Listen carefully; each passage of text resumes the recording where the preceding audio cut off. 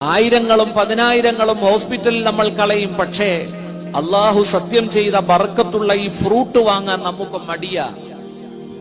പ്രിയപ്പെട്ട സഹോദരങ്ങളെ, ഞാൻ മുമ്പ് ജോലി ചെയ്തിരുന്ന ഒരു മഹല്ലിൽ ഒരു താലീമിന്റെ ഇടയിൽ ഈ വിഷയം ഞാൻ പറഞ്ഞപ്പോ ആ സദസ്സിൽ ഒരു രോഗി ഉണ്ടായിരുന്നു. അദ്ദേഹത്തിന്റെ മകൻ അത് ശ്രദ്ധിച്ചു കേട്ടു. അദ്ദേഹത്തിന്റെ രോഗം പൈൽസ് എന്ന് പറയുന്ന രോഗം, മലദ്വാരത്തിലൂടെ ബ്ലഡ് നിർഗളിക്കുന്ന രോഗമാണ് ബാസൂർ. പ്രിയപ്പെട്ട സഹോദരങ്ങളെ, ആ യുവാവ് വന്നിട്ട് ചോദിച്ചു, ഇതെങ്ങനെയാണ് കഴിക്കേണ്ടത്?